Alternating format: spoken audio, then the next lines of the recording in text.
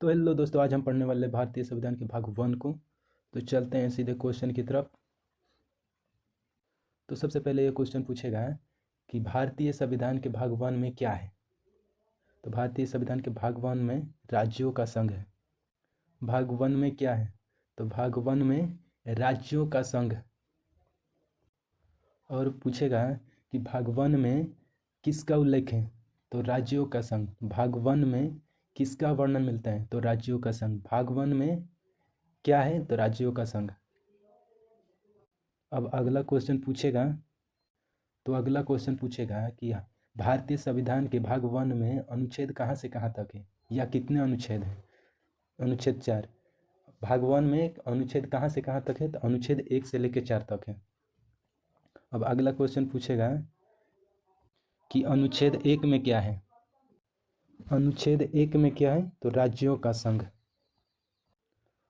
अब अगला क्वेश्चन पूछेगा कि अनुच्छेद 1 में क्या है। तो अनुच्छेद 1 में राज्यों का संघ।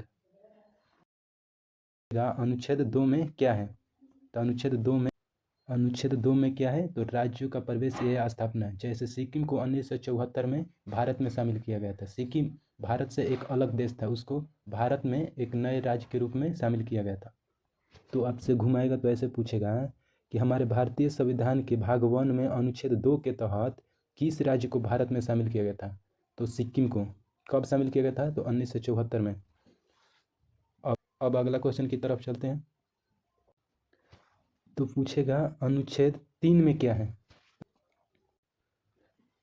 तो आपसे पूछेगा अनुच्छेद 3 में क्या है। तो आपसे क्वेश्चन पूछेगा कि राज्य की सीमाओं में परिवर्तन या नाम में चेंजिंग किया जाता है किस अनुच्छेद के तहत? अनुच्छेद 3 के तहत। पूछेगा कि अनुच्छेद 3 में क्या है। तो राज्य की सीमाओं में परिवर्तन या नामों को बदला जा सकते हैं। जैसे कि पांडिचेरी का नाम बदलकर पुदुचेरी किया गया है। ओडिशा का नाम बदलकर उड़ीसा का नाम बदलकर ओडिशा रखा गया है। तो आपसे क्वेश्चन पूछेगा अनुच्छेद 3 में क्या है। तो राज्य की सीमाओं या नामों में परिवर्तन। कभी क्वेश्चन को आंसर बनाएगा, कभी आंसर को क्वेश्चन बनाएगा। जैसे पूछेगा राज्य की सीमाओं या नामों में परिवर्तन किया जाता है किस अनुच्छेद के तहत? अनुच्छेद 3 के तहत। अनुच्छेद 3 में क्या है? तो राज्य की सीमाओं या नामों में परिवर्तन किया जाता है। जैसे कि पांडिचेरी का नाम बदलकर पुदुचेरी रखा गया, और उड़ीसा का नाम बदलकर ओडिशा रखा गया। और क्वेश्चन ऐसे भी पूछेगा कि पांडिचेरी का नाम बदलकर पुदुचेरी रखा गया किस अनुच्छेद के तहत? अनुच्छेद 3 के तहत। उड़ीसा का नाम बदलकर ओडिशा रखा गया किस अनुच्छेद के तहत? अनुच्छेद 3 के तहत। अब आगे चलते हैं। तो अनुच्छेद 4 में यह कहा गया है कि अनुच्छेद 2 और 3 में जो भी कानून बनाए गए, उस अनुच्छेद 2 और 3 में जो भी कानून बनाया गया है उसे अनुच्छेद 368 के तहत संविधान में संशोधन नहीं किया जाएगा। अगर किया भी जाएगा तो उसका कोई वैल्यू नहीं रहेगा।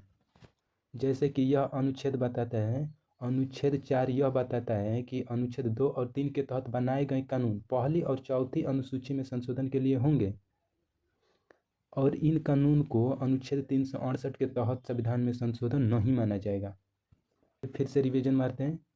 आपसे पूछेगा कि हमारे भारतीय संविधान के भाग 1 में क्या है। तो राज्यों का संघ। भाग 1 में क्या है? तो राज्यों का संघ। भाग 1 में टोटल कितने अनुच्छेद हैं? तो 4। भाग 1 में कहाँ से कहाँ तक अनुच्छेद है? तो अनुच्छेद 1 से लेकर 4 तक है। भारतीय संविधान के भाग 1 के अनुच्छेद 1 क्या बताता है? राज्यों का संघ। और अनुच्छेद 2 क्या बताता है? नए राज्य का प्रवेश या स्थापना। जैसे में सिक्किम को 1974 में शामिल किया गया। अनुच्छेद 3 क्या बताता है? राज्य की सीमाओं या नामों में परिवर्तन किया जा सकता है अनुच्छेद 3 के तहत। जैसे पांडिचेरी का नाम बदलकर पुदुचेरी रखा गया, उड़ीसा का नाम बदलकर ओडिशा रखा गया। अनुच्छेद 4 क्या बताता है? अनुच्छेद 4 यह बताता है कि अनुच्छेद 2 और 3 में जो भी कानून बनाए गए हैं अनुच्छेद 368 के तहत उसमें संविधान में संशोधन नहीं माना जाएगा। और अनुच्छेद 4 को पहली और चौथी अनुसूची में संशोधन के लिए होंगे, लेकिन अनुच्छेद 368 के तहत संविधान में संशोधन नहीं माना जाएगा। यहीं पर ये भाग 1 को समाप्त करते हैं।